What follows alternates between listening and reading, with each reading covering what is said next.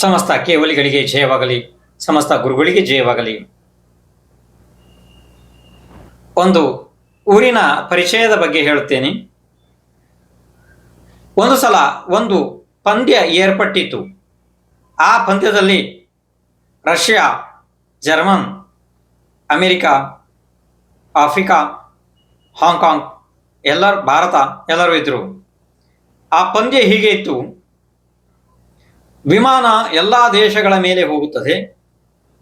ಹೋಗಬೇಕಿದ್ರೆ ಒಳಗಡೆ ಕುಳಿತುಕೊಂಡವರಿಗೆ ಕಣ್ಣಿಗೆ ಬಟ್ಟೆ ಕಟ್ಟಲಾಗುತ್ತದೆ. ಕಿಟಕಿಯಿಂದ ಹೊರಗಡೆ ಕೈ ಹಾಕಿ ವಾತಾವರಣವನ್ನು ನೋಡಿ, ಅಂದರೆ ಕೈಯಲ್ಲಿ ಗುರುತಿಸಿ ಇದು ಯಾವ ದೇಶ, ಯಾವ ಊರು ಅಂತ ಹೇಳಬೇಕು. ಇದು ಪಂದ್ಯದ ಷರತ್ತು. ಹೀಗೆ ಹೋಯಿತು.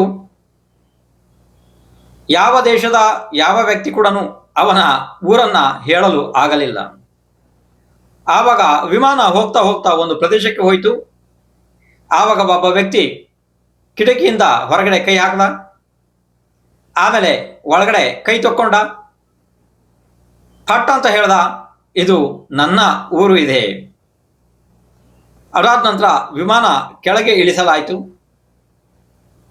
ಹೌದಪ್ಪ, ನೀನು ಹೇಳಿದ್ದು ಸರಿ ಇದೆ, ಅದು ನಿನ್ನ ಊರು. ನೀನು ಕಣ್ಣಿನಲ್ಲಿ ನೋಡದೇನಿ, ಕೇವಲ ಕಿಟಕಿಯಿಂದ ಹೊರಗೆ ಕೈ ಹಾಕಿ ಹೇಗೆ ಕಂಡುಹಿಡಿದೆ ಅನ್ನೋದನ್ನು ಆ ವ್ಯಕ್ತಿಗೆ ಕೇಳಲಾಯಿತು. ಆ ವ್ಯಕ್ತಿ ಆವಾಗ ಹೇಳ್ದ, ಸ್ವಾಮಿ, ನಾನು ಹೊರಗೆ ಕೈ ಹಾಕಿದಾಗ ಅಷ್ಟು ವೇಗವಾಗಿ ವಿಮಾನ ಹೋಗ್ತಿದ್ರು ಕೂಡ ನನ್ನ ಕೈಯಲ್ಲಿ ಇರುವ ವಾಚು ಕಳ್ಳತನ ಆಗಿತ್ತು ಅಂತಂದರೆ ಅದು ಪ್ರಪಂಚದ ಬೇರೆ ಯಾರು ಯಾವ ಊರಿನಲ್ಲೂ ಮಾಡೋದಕ್ಕೆ ಸಾಧ್ಯ ಇಲ್ಲ.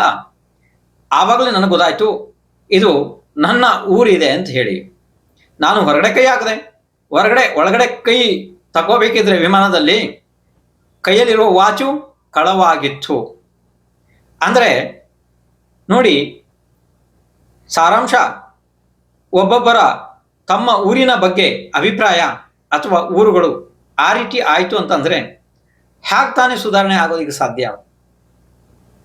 ನಾವು ನಮ್ಮ ವಾತಾವರಣದವರು, ನಮ್ಮಲ್ಲಿ ಜೊತೆಲಿರೋರು ಅಕಸ್ಮಾತ್ ಸತ್ಯವಾದಿಗಳು ಇದ್ದ ಪಕ್ಷದಲ್ಲಿ, ಕಳ್ಳತನ ರಹಿತ ಇದ್ದ ಪಕ್ಷದಲ್ಲಿ, ನ್ಯಾಯವಾದಿಗಳು ಇದ್ದ ಪಕ್ಷದಲ್ಲಿ ಎಷ್ಟೊಂದು ಸುಂದರವಾದ ಜೀವ ನಡೆಸಬಹುದು ಅಲ್ವಾ?